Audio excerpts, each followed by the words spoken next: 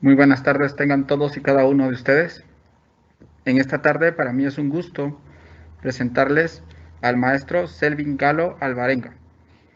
Es maestro de educación primaria por la Escuela Normal Mixta Pedro Nufio de Tegucigalpa.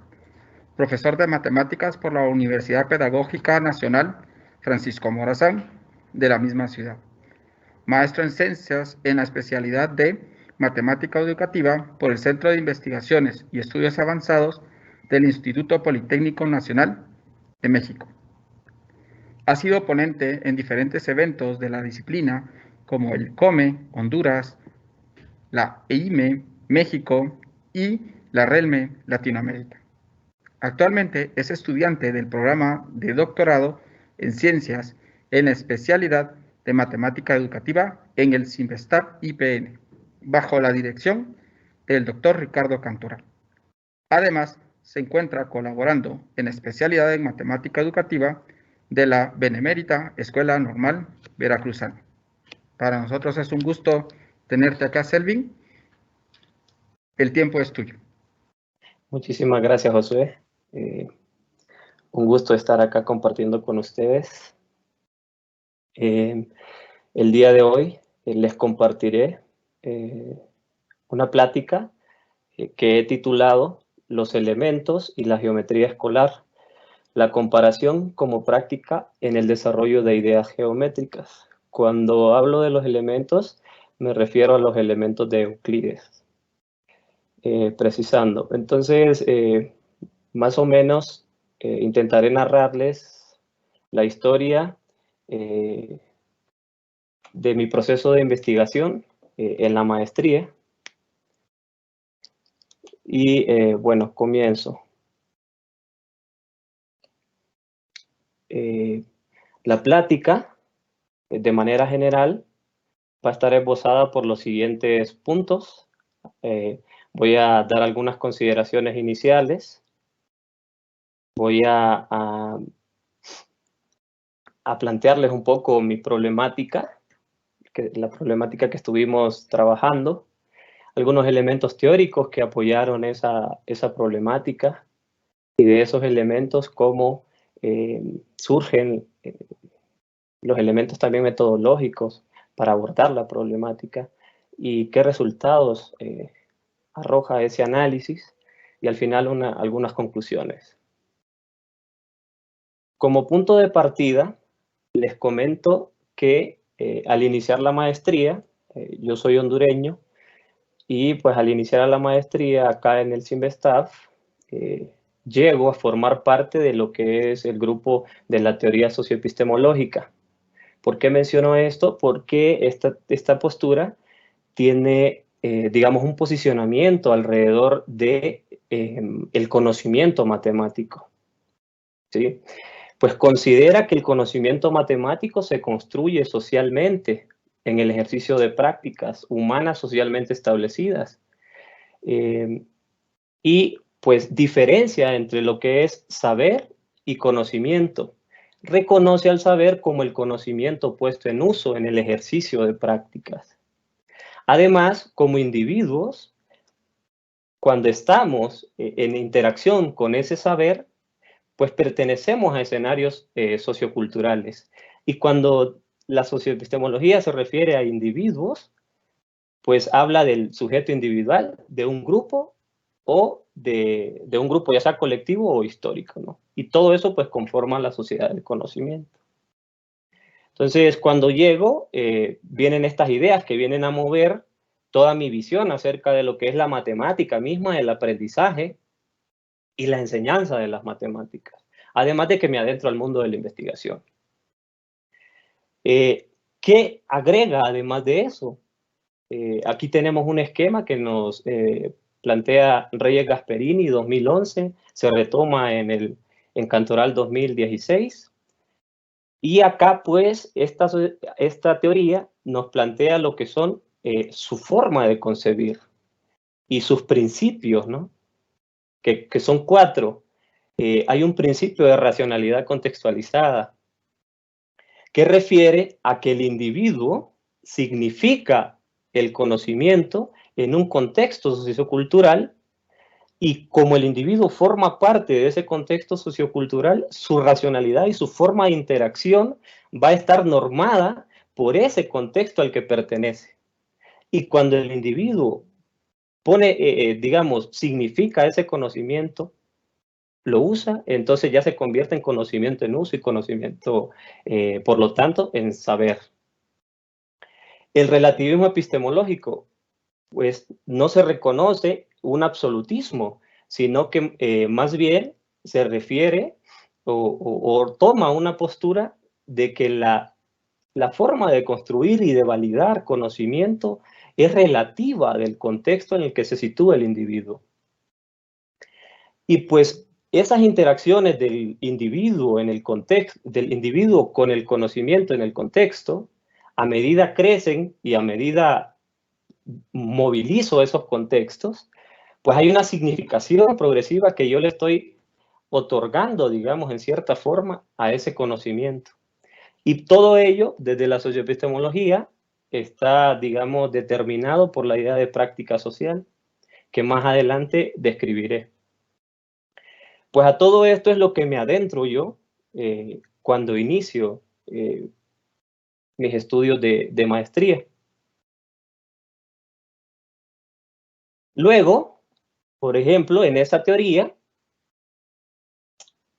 hay una línea de investigación, que es la línea de investigación del pensamiento y lenguaje variacional, que es una de las líneas más fuertes, por decirlo de alguna forma, de la teoría. Es donde se han hecho una cantidad considerable de trabajos y de aportaciones, tanto teóricas como empíricas. Entonces, en unas primeras lecturas, acercamientos y seminarios, pues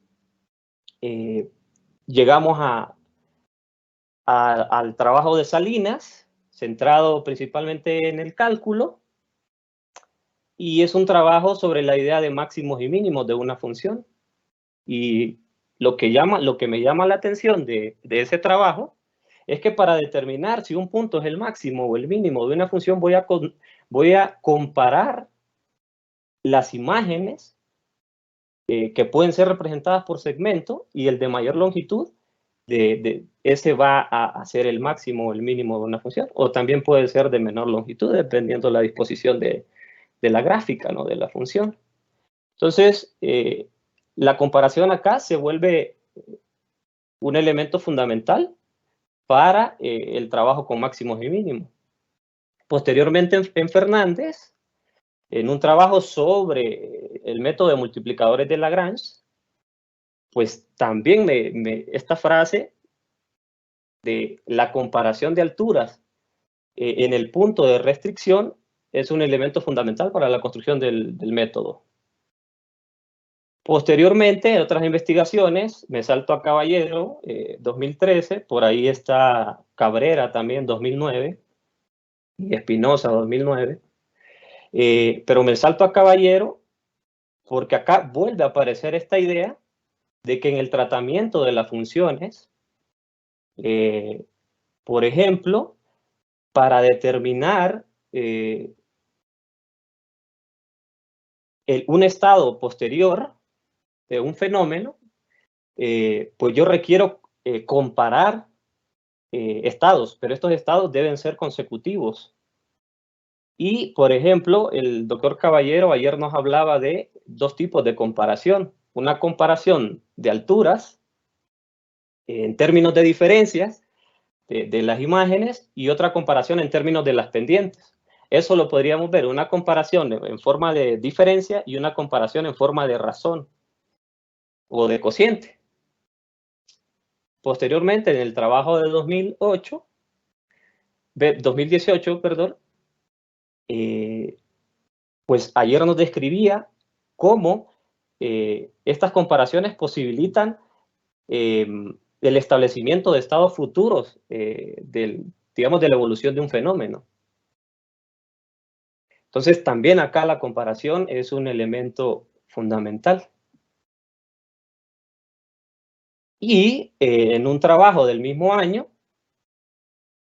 Moreno 2018, en el contexto de la práctica médica, particularmente en la lectura de electrocardiogramas, resalta también que para elaborar un diagnóstico, el médico alude a la comparación de secciones de la gráfica que deja ver el electrocardiograma para ver, por ejemplo, posibilidades de un infarto o del estado del corazón, ¿no? Y pues ahí ella nos habla de dos tipos de comparación, temporal y espacial. Entonces, esto fue lo que vimos y dijimos, bueno, esta idea de comparación quizás no tenga la misma naturaleza, quizás tenga matices particulares en cada trabajo, pero ahí es súper relevante, ¿no? En este grupo de investigación de la línea del pensamiento y lenguaje variacional.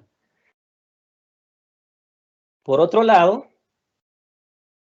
también el trabajo de Cabañas 2011 nos dice que mediante la comparación se determina la conservación del área, y la conservación del área es un aspecto fundamental para la construcción de la noción de integral, por ejemplo. Entonces, pero aquí otra vez vuelve a aparecer la idea de comparación para la conservación de área, pero esta vez ya en un contexto más geométrico. Aquí vemos cómo se alude por ejemplo, al hecho de estar una relación entre paralelas para poder determinar las conservaciones de áreas u otras propiedades, ¿no? Esta investigación de Wakanem claramente no entra dentro de las teorías socioepistemológicas, pero es centrada en la geometría. Y Wakanem, estudiando el libro 5 y creo que el 7, particularmente de los elementos, interesado por la idea de proporcionalidad, pues nos habla de que para determinar una razón es necesario la comparación de magnitudes. Y para determinar una proporción es necesario la comparación de relaciones para ver si están esas razones en una misma, ¿no? Eso en el contexto geométrico. Esta investigación de Reyes, que sí es dentro de la teoría socioepistemológica y más encaminada al empoderamiento docente, sin embargo, el tratamiento particular del saber que se hace en ese trabajo es sobre la proporcionalidad. Y ella propone una evolución pragmática en términos de la teoría socioepistemológica, ¿no? Esa evolución pragmática es comparar, equivaler y conmensurar como una evolución que se precisa para la construcción de la idea de proporcionalidad. En esa evolución pragmática alude a la comparación como una forma de elegir y relacionar magnitudes, no importa la naturaleza que sea. En un primer momento, pues, con las consideraciones de la geometría euclidiana, pues esas magnitudes pues, van a ser longitudes, por ejemplo, o áreas. Y a la idea de equivaler la asocia con comparar estas relaciones que establecí que se establecieron antes, ¿no? Entonces, esto es un poco del contexto con las cosas digamos, las primeras lecturas que hago. Y entonces de ahí, tanto en la línea del pensamiento y lenguaje variacional, identifico yo que esta idea de comparación está por todos lados. Y acá también aparece aludida, o no sé si es que yo, digamos, me dejé llevar por eso, pero la vemos acá. Lo que no estamos diciendo con esto es que todas esas formas de comparación pues son de la misma naturaleza. Pues claramente, desde la teoría, se parte de la idea del relativismo epistemológico de la racionalidad contextualizada, por lo tanto, dependiendo mi interacción y en el contexto, así va a ser mi forma de concebir la idea, ¿no? Entonces, no estábamos diciendo en ese momento que esa comparación era la misma, pero sí reconocíamos que tanto en trabajos del pensamiento y lenguaje variacional como trabajos más orientados a la geometría, pues estaban ahí presentes. ¿Y por qué geometría?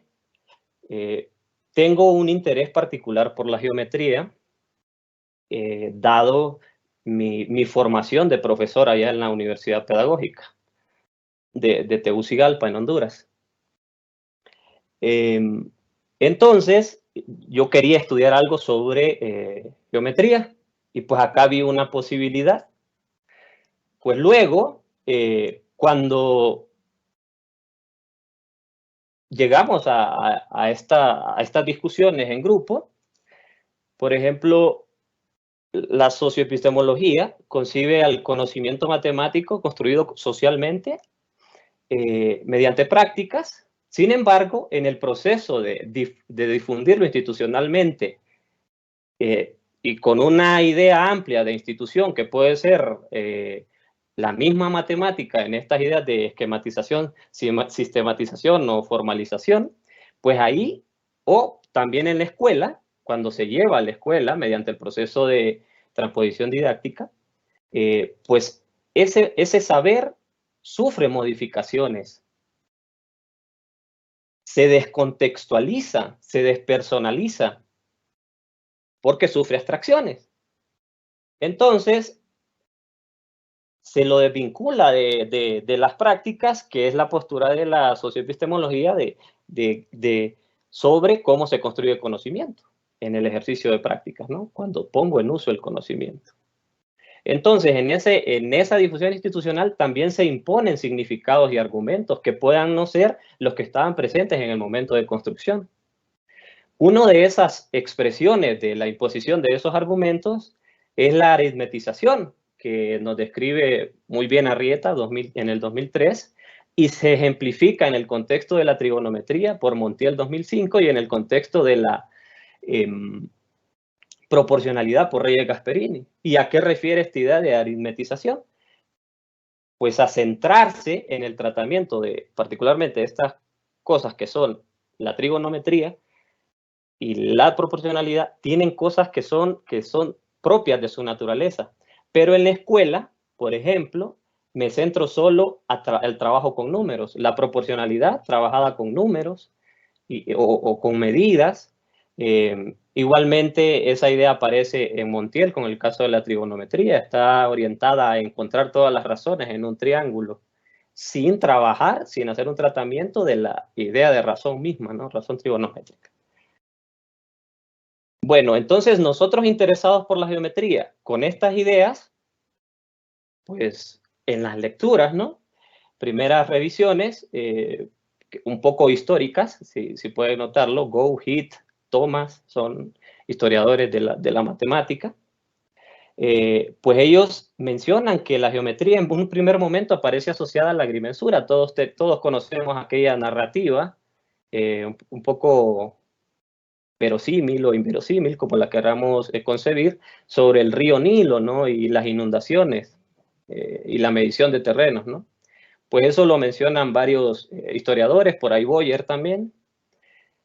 También aparece asociada a la resolución de problemas prácticos, como nos dice Stroik, a la astronomía, Proclo, y a la construcción, Seidenberg. Seidenberg está viendo esta idea más en las construcciones babilónicas, ¿no?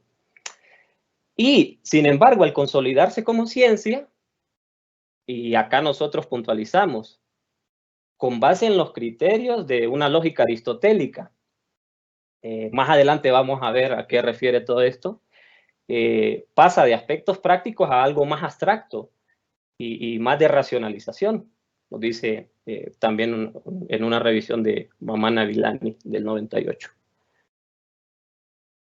Entonces, ¿qué pasa con esa geometría? Pues Stroik nos dice que la geometría escolar que hoy permanece en nuestra escuela está tomada principalmente de los primeros libros de los elementos de Euclides. Nos llama la atención este libro, ¿no? Esta obra. Por otro lado, Morrow nos dice que muy pocos libros han jugado un papel tan importante tanto en el pensamiento como en la educación en el mundo occidental, como los elementos de Euclides, que por más de 20 siglos han sido utilizados como una introducción a la geometría. Sin embargo, en los últimos años, y viendo lo que es la referencia de los 70s, comenzó a ser suplementado y suplantado por algunos libros de texto. Otra idea que nos llama poderosamente la atención. Y acá pues nos encontramos con la cita de Clark 2016, y nos dice que la edición de 1913 de la obra escolar, es un texto escolar, Geometría plana y del espacio, de estos autores, Wentworth y Smith, tomó un enfoque más suave que Euclides y no intentó incorporar esta formalización que planteaba Hilbert acerca de la axiomatización de la matemática. Entonces, dentro de esos textos por los cuales fueron suplantados los elementos, este es uno de ellos, ampliamente utilizado en Estados Unidos en el 1800 y 1900, y acá en México también aparece referenciado, por ejemplo, en la literatura de la Universidad Autónoma de Baja California y en la UADY de Yucatán. Entonces, aquí tenemos estas dos obras. Algo nos decía toda esta revisión, ¿no? Entonces, con todo eso, pues algo que se hace bastante en los grupos de la teoría socioepistemológica es realizar análisis históricos y qué elementos de la historia me pueden aportar para significar cuestiones en el aula. Entonces, con estas consideraciones iniciales, nosotros nos preguntamos, bueno, las nociones geométricas en la actualidad pues aparecen en los libros de texto quizás con argumentos y significados diferentes a los que estaban en cierto momento, ¿no? Entonces nos preguntamos cuáles eran esas nociones que estaban en ese libro de los elementos, qué usos y significados se le otorgan dado el posicionamiento teórico. Es una problemática que surge dentro de una postura teórica. Y cuáles son las prácticas que están asociadas a este conocimiento en su contexto, ¿no? Estamos hablando de los elementos y de esta otra obra. Y particularmente para esta presentación me quiero centrar, por el título mismo, en la forma en la que opera la comparación en este pensamiento geométrico euclidiano, ¿no? Con ello, pues recojo algunos elementos teóricos de la teoría socioepistemológica, como lo son la idea de práctica, la idea de uso y la idea de significado. La idea de prácticas, pues dependiendo de la interacción del sujeto con el objeto en el contexto, va a subir de niveles. En un primer momento es una acción como una interacción directa del sujeto con el objeto en el contexto, de manera no intencionada. La actividad es más intencionada y la práctica socialmente compartida pues es más colectiva. La idea de uso, retomamos esto puntualmente de Rotaeche y Cabañas, y la consideramos como la forma en la que es empleada o adoptada una noción en un contexto específico, consciente o inconscientemente, el sujeto de ello, ya sea que la manipule implícita o explícitamente con cualquier tipo de representaciones. Perdón, esta fue la que decidimos retomar para nuestro estudio. La idea de significado, pues, dado que se reconoce al individuo interactuando en ese contexto, pues la significación va a ser situada, ¿no? Y va a ser una, digamos, una función del uso o un emergente del uso del conocimiento. En cuanto a los aspectos metodológicos, cuando se analiza una obra, Spinoza nos dice que se debe considerar a la obra como una producción con historia, desde primero estudio principalmente de la obra y también de las circunstancias socioculturales alrededor de la generación de esa obra, ¿no? Porque esa racionalidad de esa época y el contexto en el que se encuentra el individuo que produce esa es producto de la misma época, ¿no? De ese contexto en el que vive. Además, agregamos acá que para estudiar el saber debemos explorarlo desde la visión de quien lo construye, de quien lo usa, de quien lo aprende, desde una perspectiva histórica, cultural e institucional. No es una visión presentista, sino que hay que tratar de relativizarnos y ubicarnos desde una perspectiva de la racionalidad de la época, ¿no? Entonces, ¿cuáles son las circunstancias socioculturales alrededor de los elementos? Nos vamos a centrar nada más en los elementos de Euclides para esta presentación. Entonces, en aquel momento hay una concepción platónica de la ciencia, donde, digamos, lo sensible no me permite acceder al conocimiento real, ¿sí? No me permite acceder a la esencia, no basta con lo sensible, es lo que planteaba Platón. Entonces Platón habla de esto del mundo de las ideas como separado del mundo de lo sensible. mundo de lo inteligible y mundo de lo sensible, ¿no? ¿Qué más pasa por acá? En ese contexto, pues Aristóteles, un poco más cercano a Euclides, estamos hablando del 300, entre el 400 y el 300 antes de nuestra era, rechaza esta visión platónica del mundo de las ideas y recurre a un análisis semántico gramatical de los elementos del enunciado, que son palabras, o sea, es el lenguaje. Entonces Aristóteles recurre a un análisis del lenguaje y lo analiza desde un punto de vista lógico. Y entonces los elementos principales de ese lenguaje, pues, en nuestro caso van a ser las palabras, pero él se va a centrar en las aserciones, digamos, cosas que expresamos, pero que tienen un carácter de verdad o de falsedad, tienen esa característica. Y no todo lo que expresamos en el lenguaje pues va a tener, él se centra en esas. Allá, en ese momento, se considera una demostración como razonamiento científico, y ya más científico, algo que conocemos y que no tenemos duda de que así es, y que está centrado en unos principios de partida.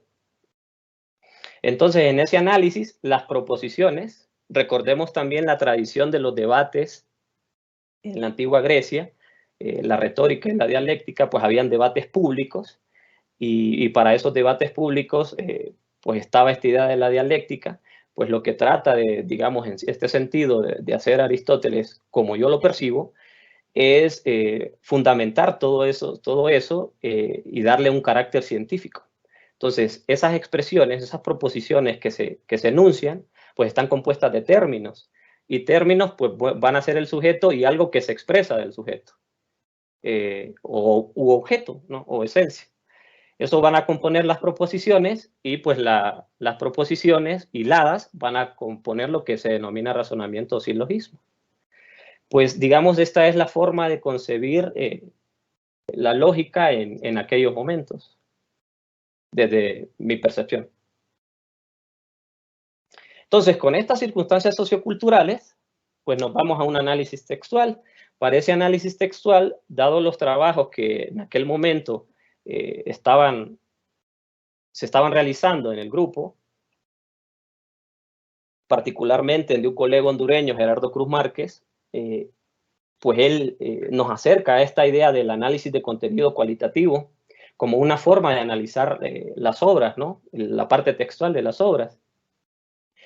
Sin embargo, pues hay algunas diferencias respecto de lo que es el análisis de contenido como tal, porque es un análisis de la información. Nosotros esa información que está plasmada en una obra, vemos que detrás de ella hay toda una racionalidad, hay una forma de construcción, de argumentación, hay ciertos significados que están. Entonces, ese tipo de análisis es el que nos interesa.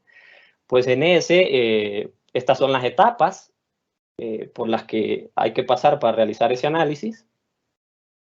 Y pues entonces, ya describiéndolo particularmente en nuestro caso, ese análisis va a estar sobre las proposiciones, nada más del libro primero de los elementos, que está compuesto de 48 proposiciones. Sin embargo, queremos hacer este contraste, ¿no? Entre el momento de construcción y algo que ya tiene cierta difusión, y además en un texto que fue ampliamente utilizado. Entonces, elegimos esas proposiciones y buscamos en el texto escolar sus homólogas. ¿Qué quiero decir con esto de homólogas? Pues sus similares o sus semejantes, en caso de que existan, dado que los intereses o la racionalidad de las obras es diferente. Podríamos decir que los elementos, pues es algo para aprender geometría, así como lo es la geometría plana, pero las concepciones de lo que es aprender geometría han cambiado, ¿no? Entonces, pueda que, bueno, de hecho, algunas proposiciones que están en los elementos no existe una similar en el libro de texto. ¿Y qué vemos en esas proposiciones? Tratamos de buscar estas interrogantes que nos van a ayudar a responder a las nociones que se están usando, la forma en la cómo se están usando y qué significados se asocian a ellas dado ese uso. Y para la idea de prácticas, pues, ¿qué están haciendo? ¿Cómo se está haciendo eso? ¿Para qué se está haciendo, ¿no? En ambas obras.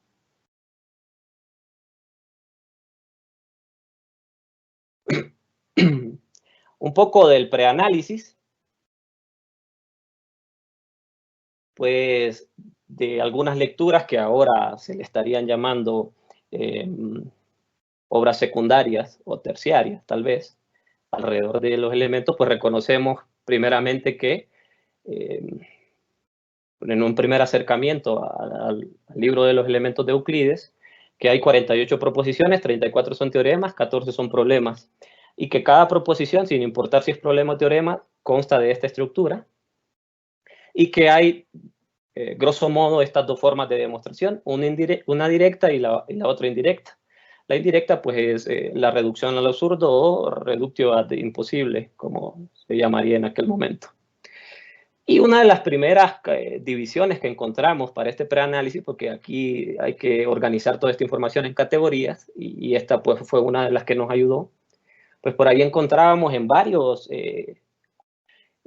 comentarios o varios historiadores que el libro primero de los elementos se podía descomponer en estas tres partes. Habían primeras 26 proposiciones que estaban trabajándose sobre la idea de congruencia de triángulos, las siguientes 5 sobre el paralelismo y las últimas sobre algo que yo estoy llamando, en mi caso, conservación de área, porque habla prácticamente de la equivalencia de superficie. Ahora un poco del análisis. Me voy a centrar ahora en los elementos de Euclides. Entonces veamos cómo está esta concepción y qué es lo que veo desde esta visión de la postura socioepistemológica en esta obra. Pues identifico de aquellas tres categorías, yo ya identifico todas estas, que en un primer momento hay unas proposiciones que aluden a la igualdad, ya sea de ángulos o de segmentos. Por ejemplo, ahí está la proposición 1 y la proposición 2. La proposición 1 es la construcción de un triángulo equilátero. Pues, dada la idea del triángulo equilátero, pues hay igualdad entre segmentos, ¿no? Bueno, y pasa algo con los ángulos ahí también. Se habla de igualdad de triángulos, que aquí claramente no me pueden decir, bueno, ¿de qué estás hablando de igualdad de triángulos, no? Así lo llamaba Euclides, así se llamaba en ese momento. A nosotros ahora sería eso congruencia de triángulos. ¿Qué relaciones me garantizan a mí que dos triángulos sean iguales en todas sus partes? Hay otras proposiciones que aluden a la perpendicularidad. La perpendicularidad concebida como la intersección de dos rectas con una relación particular de esa intersección, que sus ángulos adyacentes sean iguales. En este caso, en esa figura, pues el ángulo ECF y el ángulo DCF en la primera figura. Esta idea de perpendicularidad pues ayuda a establecer la idea de linealidad. La llamo linealidad y refiriendo a ¿qué me garantiza que dos segmentos estén alineados? En el sentido euclidiano, ¿no? Pues van a ser esa misma idea de los ángulos. Luego vienen un conjunto de proposiciones sobre desigualdades en un triángulo, la que conocemos nosotros como el ángulo externo. Desigualdades en dos triángulos, esa previo a establecer el último criterio la última proposición sobre congruencia. Luego viene el paralelismo. Y por último, las últimas proposiciones pues son de igualdad de superficie. Esto, digamos, es producto, estas categorías pues son producto de ese primer acercamiento hacia la obra, ¿no? Estudiarlo, ver qué está haciendo, qué demostraciones, tratar de darle una visión, aún con la matemática actual que yo tengo, pero prestando siempre atención a verlo desde la matemática que había en aquel momento. Veamos un ejemplo de las relaciones que puedo establecer yo entre segmentos. Para Euclides serían líneas, ¿no? Rectas o rectas finitas. Pues en términos, cuando yo comparo dos segmentos, pues yo puedo saber si son iguales o si son desiguales, y esto hablando en términos de su tamaño, ¿no? Puedo saber si son iguales o si son desiguales. Si son desiguales, pues va a importar y viene toda esta idea del libro sobre las proporciones, ¿no? Ahora, ¿en qué proporción son desiguales? Lo otro que va a importar es que si están alineados, si son lineales. Y la otra que va a importar es si se cortan o no se cortan.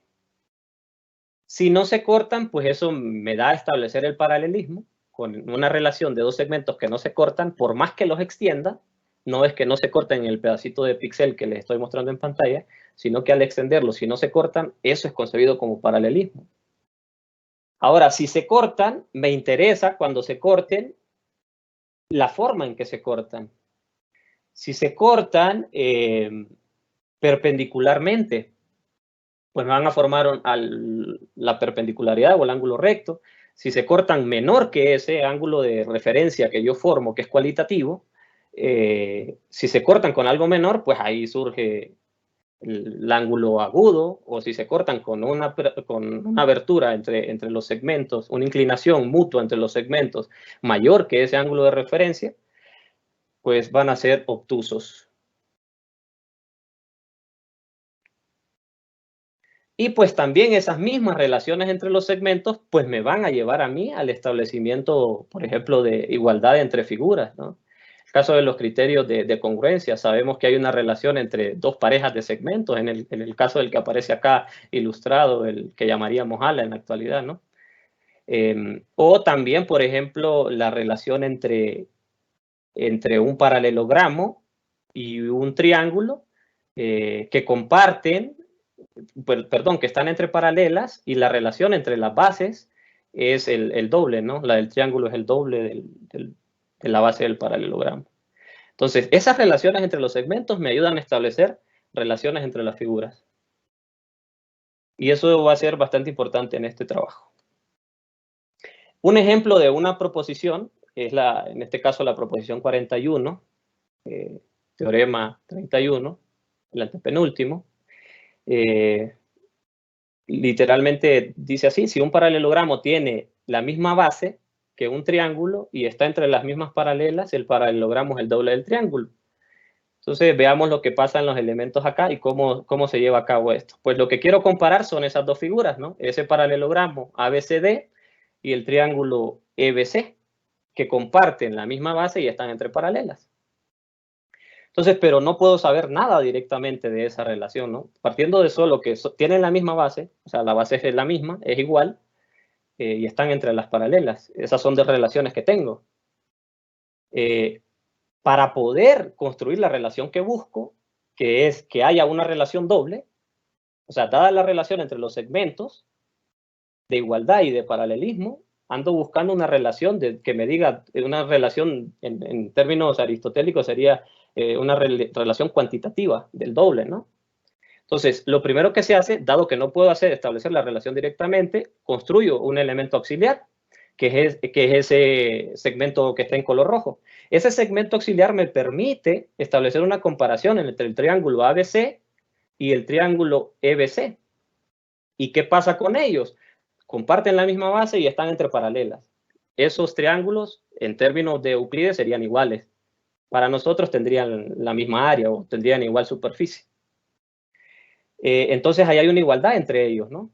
Ahora, ¿qué pasa? Pero esa no es la igualdad que yo ando buscando, pero esa igualdad me sirve para establecer la relación que yo ando buscando. Entonces, eso ahora comparo el paralelogramo con el triángulo, el paralelogramo ABCD con el triángulo ABC, que es una construcción auxiliar. Pues esos, como tienen la misma base y están entre paralelas, pues el paralelogramo es el doble de ese triángulo. Pero ahora tengo que comparar las relaciones que tengo, porque eso no me ha llevado todavía a establecer. Lo que busco establecer es la relación entre ese triángulo verde y el paralelogramo rojo. Pero como ya tengo que el paralelogramo rojo es el doble del triángulo rojo y el triángulo rojo es igual que el triángulo verde, entonces ese silogismo me lleva a establecer la relación entre que ando buscando, que es el doble, ¿no? Veamos qué pasa en el texto escolar. Vean cómo hay una diferencia entre la enunciación. Allá se refería a las figuras, claramente hay racionalidades diferentes. Acá se refiere a áreas. Y aquí ya habla del producto de la base por la altura. Ya con eso nosotros identificamos una centración en la aritmética de la geometría, ¿no? Entonces, sigue un procedimiento similar. Tengo una base B y tengo una altura A, construye el paralelogramo y pues aquí compara, pero veamos con lo que compara es ya más centrado. De hecho, aquí hay una simbología diferente. En términos euclidianos todo es relatado, narrado. Y acá pues ya hay como una aritmética, no sé, más o menos algebraica, no sé cómo llamarse. Y pues establece la relación con eso, ¿no? Pero vemos que ya está centrado en lo aritmético. El último ejemplo que traigo para ahora es la paradigmática de tratamiento del teorema de Pitágoras, que es la proposición 47. Y pues se enuncia así, literal, en los triángulos rectángulos, el cuadrado del lado que subtiende el ángulo recto es igual a los cuadrados de los lados que lo comprenden. En términos sencillos, el cuadrado verde de arriba y el cuadrado rojo de arriba son igual al cuadrado de abajo en términos de área, ¿verdad? Lo primero que hace es que pues no puedo saber si son iguales eso de arriba con eso de abajo. Pues traza ese segmento auxiliar a L que es paralelo a BD. Solo importa eso del paralelo y entonces aquí importa esta relación que hay entre esos dos segmentos, ¿no? El paralelismo. Luego, pues compara los ángulos, esos dos ángulos. ¿Y para qué los compara? Para poder ver si el segmento, o para poder establecer la relación de que el segmento AC y el segmento AG son lineales, están en una misma línea. ¿Y por qué interesa eso? Porque si están en una misma línea, por las propiedades del cuadrado, GC va a ser paralela a FB. Pues lo mismo hace con la otra línea para poder utilizar esa relación de paralelismo que hay entre BH y CK. Entonces, una vez hecho eso, pues se va aquí a estos ángulos y le interesan algo que sería un axioma o una noción común, y es que si yo tengo dos ángulos iguales, que son esos que están marcados en la figura, el ángulo del cuadrado verde y el ángulo del cuadrado rojo, y a los dos le sumo el mismo ángulo, entonces esa suma va a ser igual. Y entonces ahora se interesa por esos dos triángulos, el triángulo FBC y el triángulo ABD.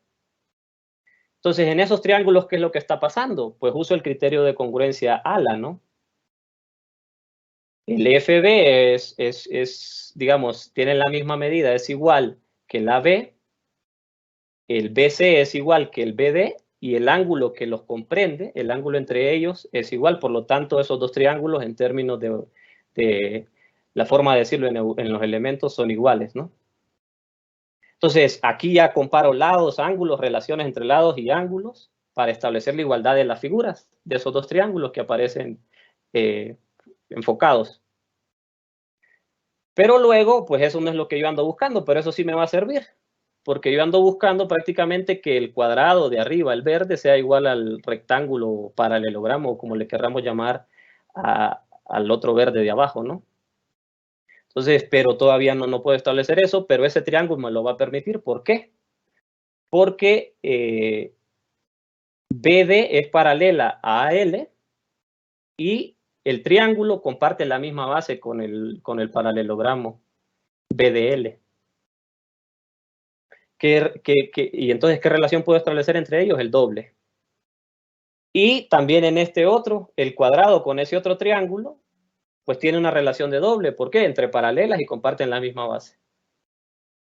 Entonces, luego de que comparo relaciones, este es el doble de este es igual a este, y este es la mitad de este, por lo tanto, esas áreas marcadas de color verde son iguales. Las superficies son iguales. Y lo mismo aparece con el otro lado rojo, ¿no? Por analogía. Y entonces ahí está el teorema de Pitágoras. Ahora bien, sobre las nociones, usos y significados, respondiendo a algunas de las preguntas de forma rápida, pues les comento que el círculo, triángulos, equiláteros isósceles, el paralelogramo y el cuadrado, pues son usados acá por sus propiedades, dado que de ellos puedo establecer relaciones de igualdad entre los segmentos. O sea, de lo que me importa a mí del círculo, del triángulo equilátero, del isósceles, del cuadrado, del paralelogramo, es las relaciones que hay entre sus segmentos, para poder establecer relaciones entre otros segmentos que a mí me interesen, dado una proposición, ¿no? Pero, por ejemplo, ¿qué característica especial tiene? O sea, ¿cómo se concibe el círculo? Lo más importante del círculo en el contexto de Euclides es que todas las rectas trazadas desde el centro hacia la circunferencia son iguales. En nuestro caso, todos los radios son iguales. Entonces, esa relación de igualdad entre todos esos radios me permite construir segmentos iguales en cualquier parte, como yo lo quiero girar, de los 360 grados, ¿no? Sin embargo, también, al mismo tiempo, los tipos de triángulos, la forma de definir las figuras es con base en la relación.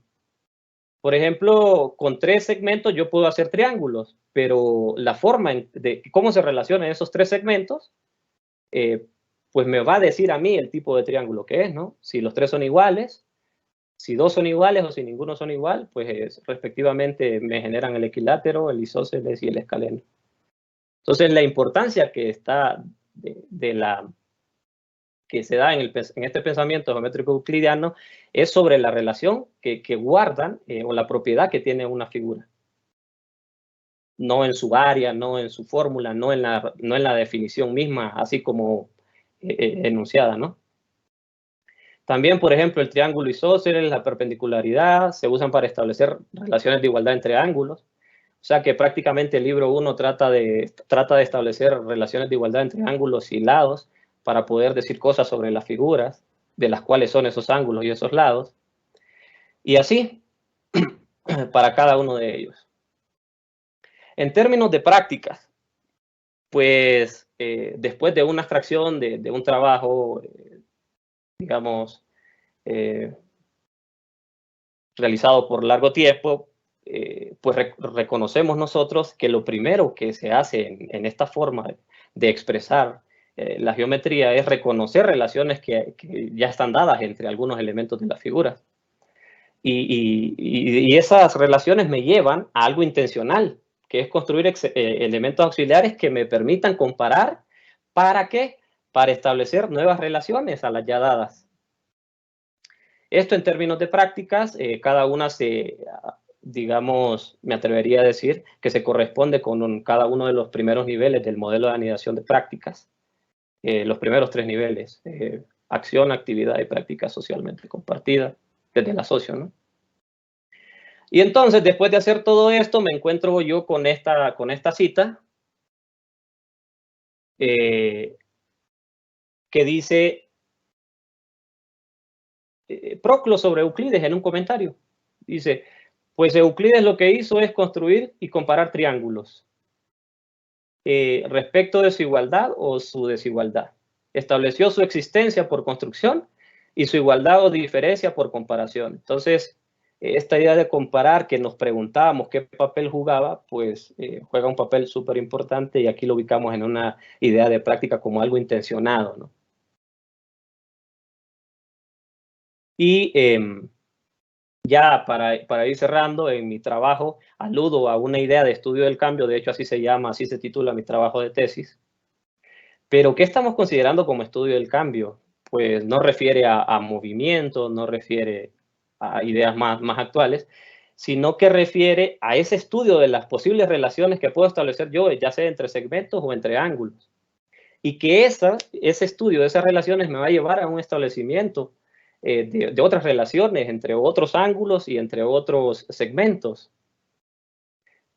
Y pues, si cambio yo esa relación que hay inicial, pues claramente me va a cambiar la relación que haya en el otro, ¿no? Digamos, en la conclusión del silogismo, viéndolo en términos de la lógica aristotélica. Entonces, veamos cómo el cambio acá, en el sentido aristotélico, pues es concebido como un proceso que lleva a la adquisición de una forma, la actualización efectiva de una posibilidad o la potencia de un sujeto. Aristóteles distingue 2 tipos de cambio, un cambio esencial o sustancial y un cambio accidental. El cambio accidental puede ser de tipo cualitativo, cuantitativo o de posición o de lugar. En el que nos estamos centrando nosotros es en el cambio en la esencia o el cambio en la sustancia, considerando esa sustancia como aquella relación inicial. Si yo cambio esa relación inicial, claramente va a tener unos efectos en la relación posterior, ¿no?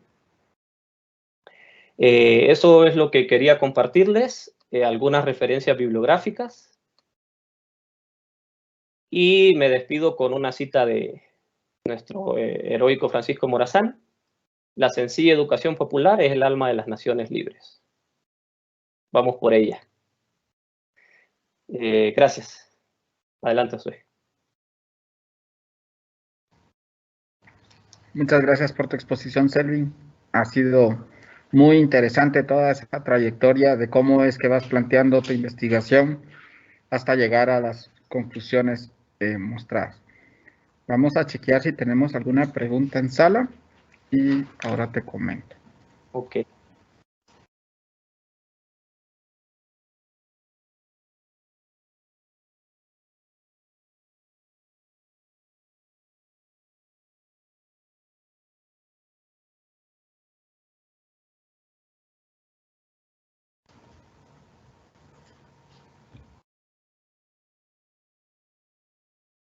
¿Dejo de compartir ya?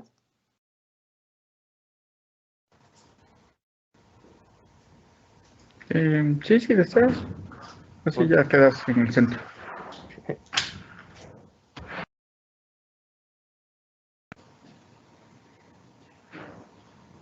Muy bien. Ana Villanueva de Chile nos dice: felicitaciones por tu investigación y la claridad de tu presentación. Según lo que has podido estudiar hasta ahora, ¿consideras que los problemas planteados en el texto de estudio han evolucionado desde lo publicado en los elementos de Euclides a la actualidad?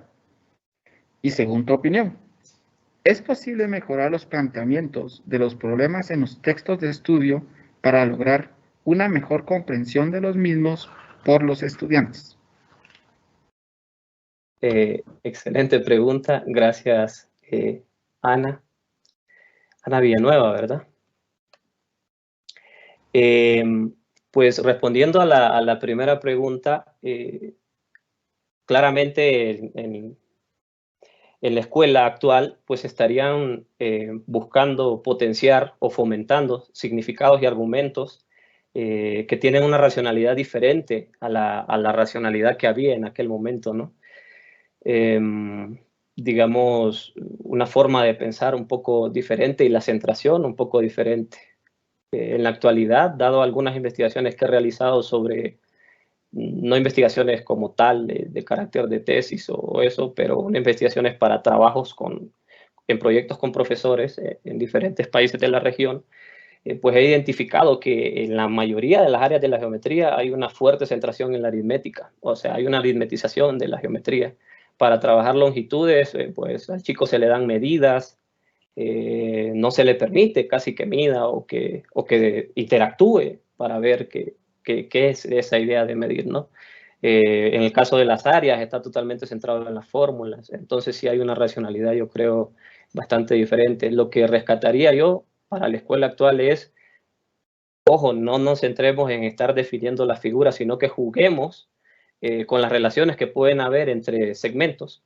Y a partir de ese juego, veamos que no hay otra opción, que solo hayan tres tipos de triángulos con base en la relación en sus lados, que solo hayan tres tipos de triángulos con base en la relación entre sus ángulos, ¿no? Entonces, si yo juego con eso y puedo jugar con eso, con esas relaciones, pues yo creo que ahí está algo de la esencia de la geometría. En cuanto a la segunda pregunta, pues yo creo que sí, la socio pues plantea esta postura con base en práctica. Yo creo que otras posturas teóricas que también son de corriente sociocultural, pues hay una centración en el hacer del individuo, ¿no? En la forma de construir y cómo el elemento social pues está jugando un papel. Y la socio nos plantea esta idea de prácticas, o sea, las prácticas anteceden o sea, yo antes de construir un objeto hago cosas. El objeto no está dado, no es preexistente. Entonces, en el hacer de esas cosas, como individuo, ya sea ahora estudiante, profesor o en un individuo histórico, al hacer esas cosas voy construyendo y esas cosas luego se van abstrayendo y ya construyo sobre abstracciones, no solamente construyo con algo palpable o con algo que se pueda visualizar del todo, ¿no? Entonces, la socio pues plantea esa centración en las prácticas y en la idea de uso del conocimiento, y yo creo que esas dos ideas pues aportan a lo que la socioepistemología denomina esta idea de la democratización del aprendizaje, que todos puedan acceder al conocimiento, que puedan aprenderlo.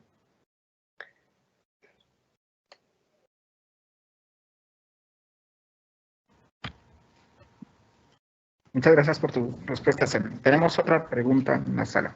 Elvira García dice, desde la perspectiva de la teoría socioepistémica, si la he interpretado adecuadamente, el significado de las proposiciones matemáticas dependen del uso que se le da al contenido y del momento histórico en el cual se presenta. Entonces, ¿cómo se justifica hacer el análisis de un texto tan antiguo, evidentemente fuera de su contexto histórico y social? Además, ¿cuál es el propósito de analizar un texto sin tener en cuenta el uso que de él hace el profesor y su alineación con un currículum concreto? Gracias, Elvira, por tu pregunta. Es una pregunta bastante fuerte.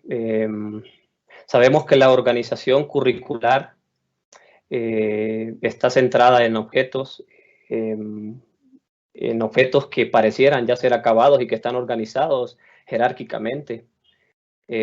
Sin embargo, pues sus construcciones se han movido de acá para allá, han habido formas de pensarlos que a la luz de la matemática actual pues se concebirían como erróneas. Sin embargo, lo que interesa para la socio en este caso es esta forma de cómo pienso yo, ¿no? O sea, mi forma de pensamiento, más allá de si sea correcta o incorrecta. Entonces, pues la organización del currículo hay que entender que tiene esa lógica. Y es una lógica de, bueno, que ni siquiera nosotros los profesores a veces nos preguntamos, yo qué quiero que aprenda, o quizás esa pregunta no me compete a mí como profesor, pero ¿por qué le va a competir a un curriculista, por ejemplo, o a un secretario de educación, o a la gente que genera los currículums, ¿no? Entonces sí sabemos y sí reconocemos que en la escuela pues hay una realidad totalmente diferente. No, con mi investigación no quiero decir de que, bueno, regresemos a enseñar lo que se hacía en los elementos, para nada. Lo que trato de rescatar de ahí son esos elementos esenciales que yo reconozco en esos momentos de construcción, y no tanto de construcción porque es comunicación. O sea, en verdad, en una obra matemática yo no veo el proceso de cómo el autor lo construyó, yo veo el proceso cómo el autor me lo narra.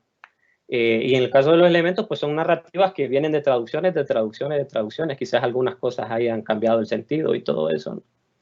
Pero para atender a eso, pues las obras secundarias, los estudios secundarios, estudios que hayan hecho desde la historia, desde la filosofía de las matemáticas o investigaciones en la disciplina misma, pues ya nos ayudan a por lo menos rescatar esas esencias, ¿no?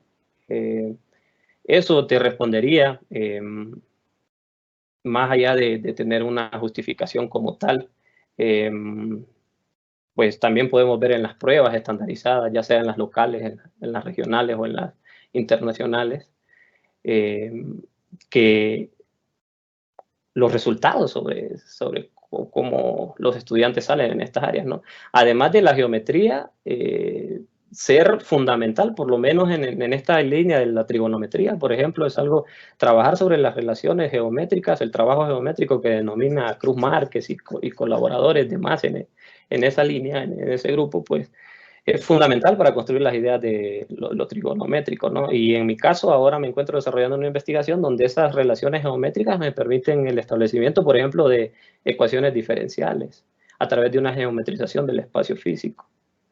Entonces, eso respondería. Creo que hay más preguntas, José. Sí, tenemos otra pregunta. Gracias por tu respuesta. Ricardo Cantoral nos dice, excelente conferencia, maestro Galo. Tengo una pregunta, sintéticamente. ¿Existe alguna forma de comparación privilegiada que tenga relaciones con los teoremas del libro primero de los elementos de Euclides?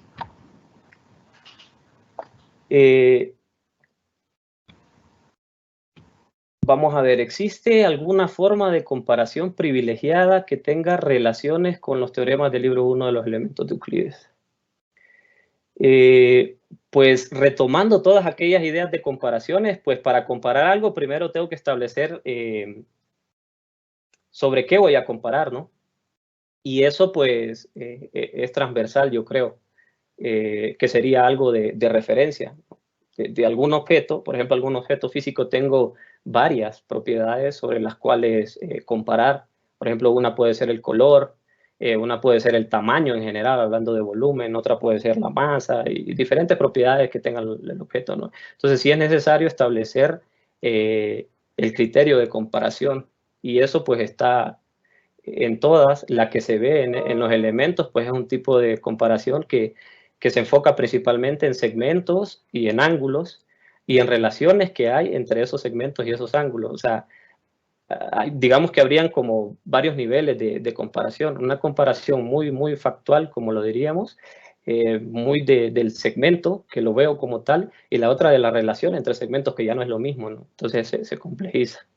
Eso podría responder al respecto. Muy bien. Muchas gracias, Selvin. A continuación, vamos a hacerte la entrega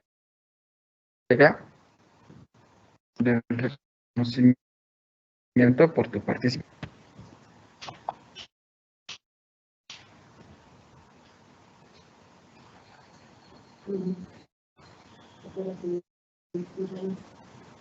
Vamos a ver.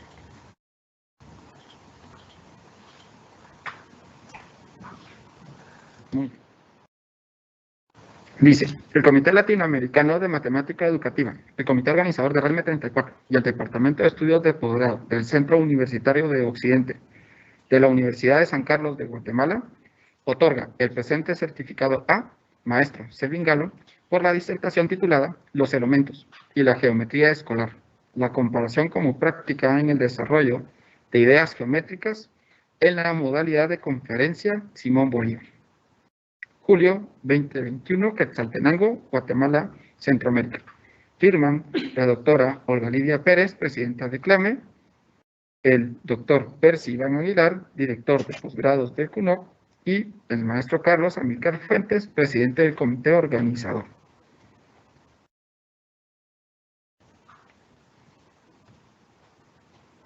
Gracias, Josué, por acompañarme, por las preguntas. Gracias a cada uno de los que preguntaron. Igualmente, por ahí estaba mi correo. Si tienen algo que comentarme, pues bienvenido sea. Muchísimas gracias por el espacio, José. Ha sido un gusto compartir contigo esta conferencia que ha sido muy enriquecedora para cada uno de nosotros. De nuevo agradecemos a todos su participación, por sus preguntas y por estar presentes en esta conferencia. A continuación los invitamos a que participen de las siguientes actividades culturales y de conocimiento de nuestro país y de nuestro lugar sede, Quetzaltenango. Pasan todos una muy feliz tarde. Muchas gracias.